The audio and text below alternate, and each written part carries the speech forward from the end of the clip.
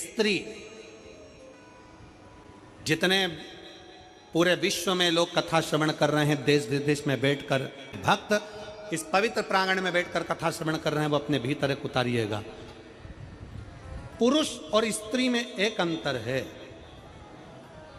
पुरुष जब भगवान के मंदिर में जल चढ़ाता है, जल अगर चढ़ा रहा है तो वह अपने माता पिता, अपने नाना नानी को पार लगाता है, दादा दादी को पार लगाता है। पर शंकर के मंदिर में अगर कोई स्त्री, कोई नारी, कोई लड़की, कोई कन्या, कोई बेटी, कोई माँ, कोई वृद्ध भी अगर शंकर के मंदिर में एक लोटा जल चढ़ा रही है तो वो अपना मायका और अपना ससुराल दोनों की 71 पीढ़ी को पार उतार देती है।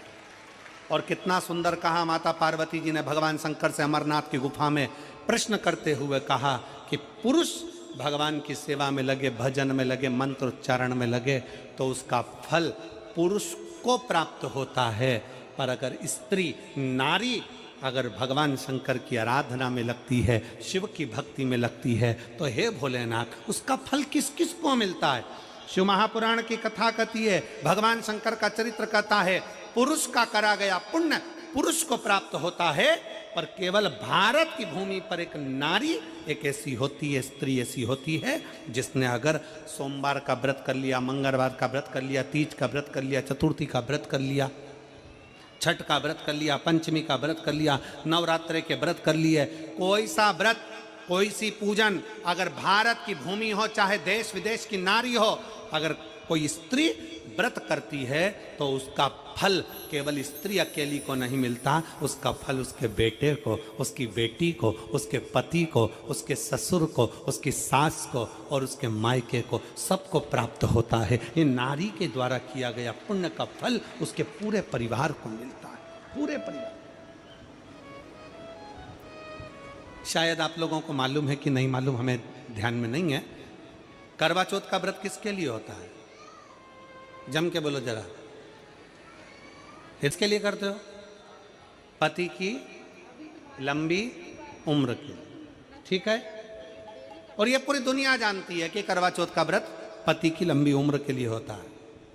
पर कभी मौका मिल जाए तो एक बार गणेश पुराण को पढ़िएगा, और गणेश पुराण में और देवी भागवत में दोनों में स्पष्ट वर्णन आता है कि अगर स्त्री चतुर्थी का व्रत करती है, चाहे वो करवा चौथ हो, चाहे बड़ी चतुर्थी हो, छोटी चतुर्थी हो, किसी भी चतुर्थी का व्रत अगर स्त्री करती है तो उसके पति का तो उम्र बढ़ता ही है, साथ में उसके पुत्र का वैभव भी बढ़ता है, उसके पुत्र का वैभव भी बढ़ता है, उसकी संतान का सुख भी बढ़ता है।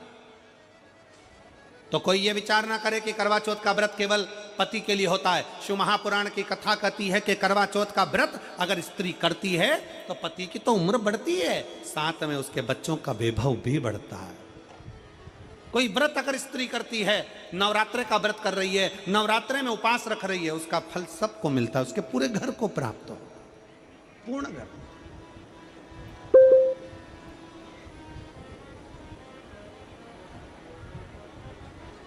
शिव तत्व,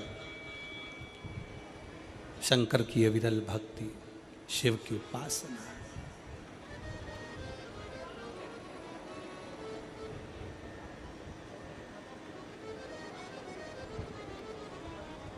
सेवा का क्रम बढ़े।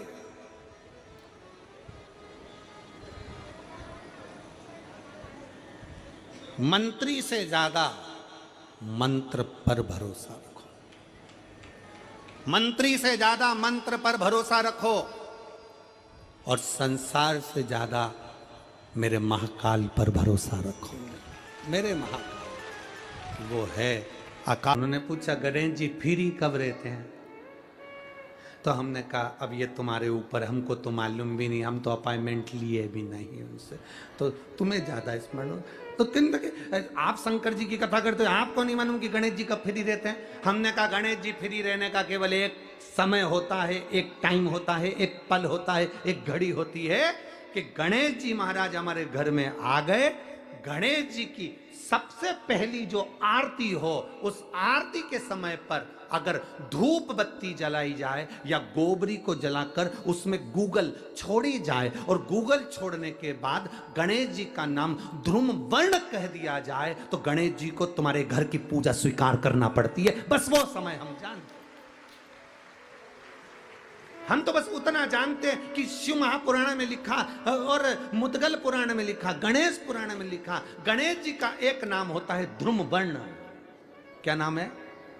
ध्रुम वर्ण गणेश जी का एक नाम होता है। जब हम धूप जलाकर और धूप लगाने के बाद में गणेश जी की सबसे पहली आरती करने के पहले अगर हम सबसे पहली आरती गणेश जी की कर रहे हो, अपने घर में स्थापना कर रहे हो, बिठा रहे हो, और तुम चाहते हो कि गणेश जी मेरे घर में आके मेरी पूजा को स्वीकार करें और जो मांगू मेरा गणेश मुझे दे 10 दिन के अंदर, तो पहला नाम लेकर पुकार लेना ध्रुम वर्ण विनायक, बैठो, बस काम हो गया। वो फ्री होकर आता है, वो बैठता है, अलमस्तता में बैठता। अब वो हमसे पूछे समय क्या है, हमने कहा देखो हमारे को तो मालूम नहीं, बस इतना जरूर जानते हैं कि ध्रुम वर्ण नाम के मेरे विनायक, जो जिनके शरीर से भक्तों के ताप मिटाने के लिए अग्नि तेज निकलता रहता है, जिनके शरीर से धुएं की भांति अग्नि प्रकट होती रहती है। अग्नि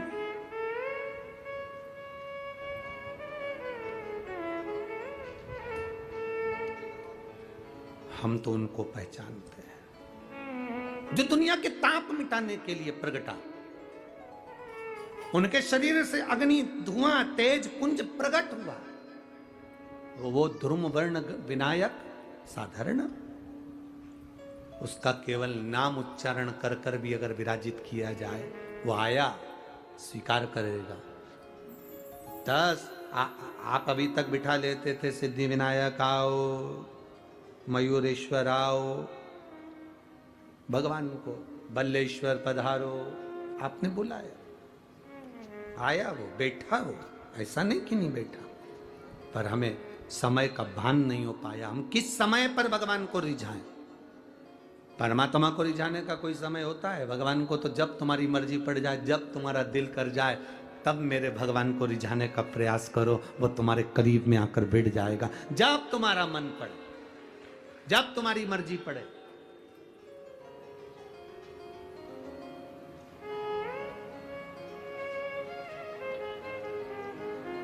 चतुर्थी का व्रत करने वाली जो माताएं होती हैं, जो चतुर्थी का व्रत करती हैं, आज भी चतुर्थी मान्य हो रही होगी, तो चतुर्थी का जो व्रत करने वाली होती हैं, जो चतुर्थी का पूजन करने वाली होती हैं, उनके भीतर का एक भाव होता है कि जैसे ही शाम का समय आए, चंद्रदेव का पूजन करें, चंद्र जब प्रकट हो जाए, कलश भर लिया, उसके नीचे आखा दाना रख दिया, चावल गेहूँ जो भी आप रखते हो पूजन के लिए, ऊपर पात्र आदि रख दिया, जलाशय, फिर अपन ने घी का दिया लगाकर पूजन भी कर ली। तो जो चतुर्थी का पूजन करने वाली होती हैं, जो चतुर्थी का नियम व्रत धारण करने वाली होती हैं, बड़ी बड़ी चतुर्थियां करती हैं या उसका नियम धारण करती हैं, तो चतुर्थी का जो पूजन करती हैं वो किस चीज के लिए होता है? केवल संतान, पुत्र, परिवार, हमारा कुटुंब, हम जिस कुल में हैं, हमारा कुल वैभव की ओर बढ़े, संपदा की ओर बढ़े और उसकी आयु बढ़े,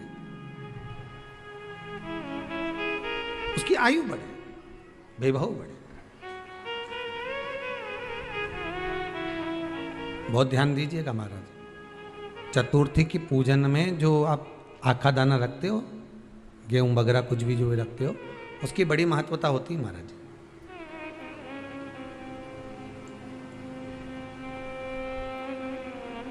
यहां तक कहा गया है, चतुर्थी की कथा तो आप लोग पढ़ते होंगे, जो लोग पढ़ते हैं उनको मालूम होगा, चतुर्थी की कथा में लिखा है, चौथ माता के व्रत में वर्णन किया गया है कि वो आखा दाना जो रखा जाता है, मान लो कोई जरूरी काम होता है तभी आखा दाना को रखा जाता है, संभाल के रखते हैं कि हम इस काम के लिए जा रहे हैं और हमारा ये कार्य सफल होना चाहिए। तो जिसने चतुर्थी का व्रत करा है, जिसने चंद्रदेव का पूजन करा, चतुर्थी का व्रत करा, वो गणेश जी से विनती करके वहां से 2-4 आखा दाना उठा ले और जो व्यक्ति का काम अटक रहा है अपने ही घर का, पर दूसरे कुल को नहीं देना, अपने ही कुल के अंतर्गत जो काम अटक रहा है उसकी जेब में, उसके पल्लू में उस चीज़ को रख दिया जाए। तो चतुर्थी जो अगली आती है, जैसे आप महीने की करते हो तो महीने की, और आप जैसे करते हो कि 4 अलग बड़ी बड़ी चतुर्थी करते हो तो उसके अनुसार आपका कार्य सिद्ध होता ही है। उस आखे दाने का इतना महत्व होता है क्योंकि चतुर्थी का व्रत करने वाली माता जब व्रत करती है तो स्वयं चतुर्थी की कथा में लिखा हुआ है कि पार्वती जी गणेश जी से चतुर्थी की कथा बचवाती। चतुर्थी की कथा बाची किसने थी? स्वयं गणेश जी महाराज ने। और सुनी किसने थी? माता पार्वती। बाचने वाले गणेश जी थे, सुनने वाली माता पार्वती थी। तो चतुर्थी की कथा जब होती है तो उसको स्वयं गणेश जी बाच रहे हैं। तो व्रत कौन सुन रही है? माता पार्वती। और आपने जो आखा दाना लिया वो गणेश जी के भाव से लिया, गणेश जी से निवेदन करके, विनय करके, प्रार्थना कर कर उसको प्राप्त किया, आपने उसको लिया।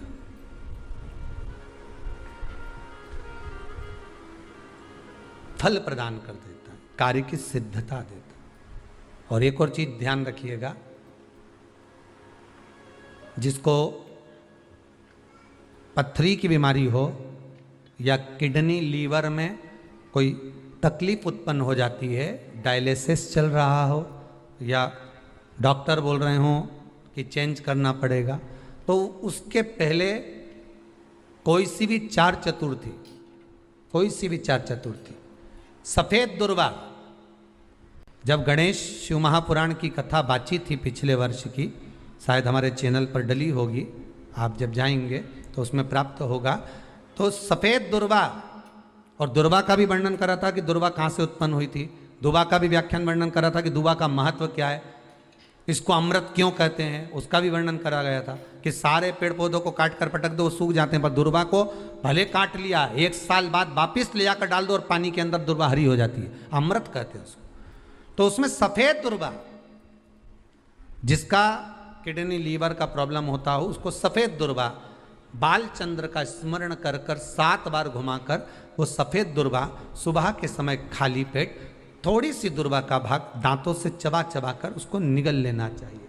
पथरी होती है तो 15 से 20 दिन में वो बाहर निकल जाती है, किस मार्ग से निकले, यूरिन आदि के माध्यम से वो बाहर हो जाती है। और अगर किडनी लीवर की प्रॉब्लम होती है, डायलिसिस चल रहा होता है, तो उसमें भी आपको सुख की प्राप्ति होती है। हफ्ते में अगर 2 डायलिसिस हो रहे हैं तो हो सकता है बाबा चाहेगा विश्वनाथ तो 1 कर देगा, धीरे धीरे उसको फिर 4 चतुर्थी कर लीजिए। सफेद दुर्वा का, सफेद दुर्वा कहाँ मिलती है? तो कहा जहां जलाशय होता है, जहां कुआं हो, बावड़ी हो, तालाब हो, पानी जहां भरा रहता है, उसके नजदीक में सफेद दुर्वा उत्पन्न होती है। सफेद दुर्वा वहां रहती है। सफेद दुर्वा का स्मरण शिव कथा कह रही है। अगला वर्णन किया है भगवान। तो बालचंद्र चतुर्थी का स्मरण करते हुए कहा कि आप जो व्रत कर रहे हो उस व्रत की पूर्णता में जिस भगवान का भजन कर रहे हो उस भगवान से पूर्ण फल की कामना हो। आपकी के दिन 7 गांठ वाली दुर्वा 21 ले लो और चतुर्थी के दिन गणेश जी को समर्पित कर दो।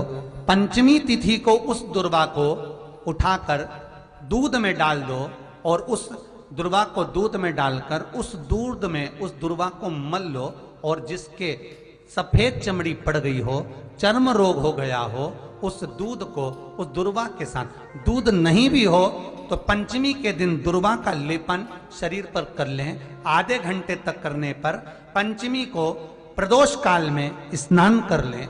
महाराज आपको चर्म रोग में आराम लग जाएगा, सफेद चमड़ी अपने असली रंग में आना प्रारंभ हो जाएगी।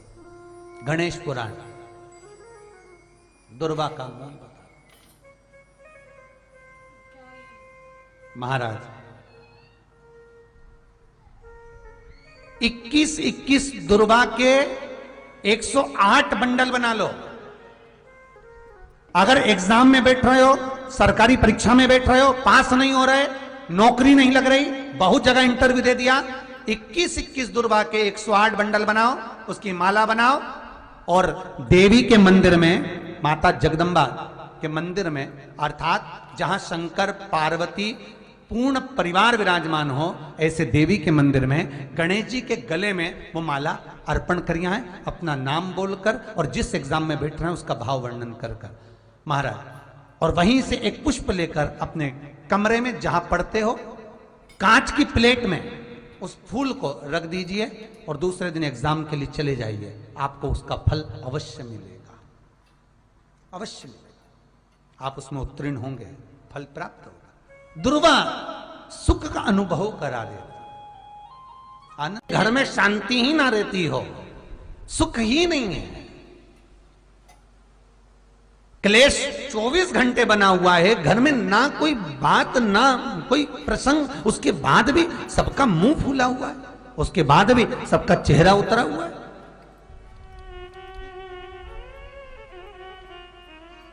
जिस घर में सुख और शांति ये दोनों चीजें नहीं हैं, वो निवेदन है लाल वस्त्र में लाल फूल रखकर उसमें थोड़ा धना, धना जानते हो वो खड़ा धना आता है, धना पाउडर नहीं, धना हरा धना, और 5 गोल सुपारी,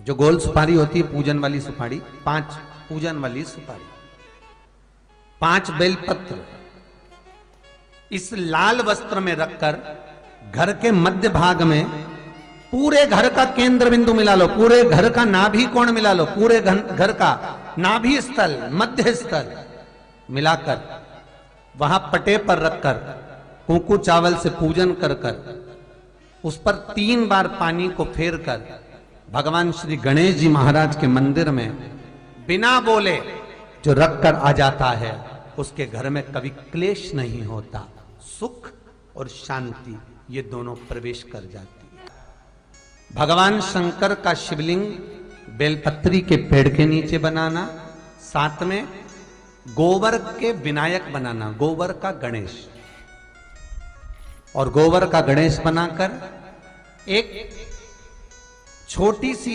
पिंडी जैसी माता जगदम्बा के लिए एक ढेली रख देना गोबर की, महाराज मिट्टी या गोबर की। इन तीनों स्वरूप का पूजन आप करना बड़े प्रेम से, चंदन चंदन आदि अक्षत पुष्प समर्पित कर कर, कच्चा दूध दूध तीनों पर चढ़ाना, दही तीनों पर चढ़ाना, शहद तीनों पर चढ़ाना, घी तीनों पर चढ़ाना, शक्कर तीनों पर चढ़ाना, पूजन कर कर एक इतना बड़ा लाल वस्त्र, लाल वस्त्र, उस लाल वस्त्र पर अपने हाथ के छापे बनाकर कामना कर कर कि हम पति पत्नी में कभी झगड़ा ना हो, प्रेम बढ़े, क्लेश ना हो, आनंद बढ़े, छापे लगाकर उस वस्त्र से उन मूर्तियों को ढाक देना, पूजन कर कर घी का दिया लगाकर ढाक दीजिए। 108 चावल के दाने लेकर एक एक चावल का दाना अपनी कामना कर कर उस वस्त्र पर डाल दीजिए, वस्त्र का चावल अपने ऊपर बाद में छिड़क लीजिए, मूर्तियों का पूजन कर फिर वापस पूजन कर कर विसर्जन कर दीजिए। अगर अदालत में केस भी चल रहा होगा तलाक तक का, तो भी प्रेम बढ़ सकता है और आपका जीवन सुखमय हो सकता है, आनंदित हो सकता है। कोई पैसे नहीं दे रहा, अवश्य करें, कोई धन नहीं लौटा रहा, अवश्य करें, कहीं किसी कंपनी में आपका पैसा उलझ गया है, नहीं मिल रहा है, अवश्य करें, मिलेगा फल।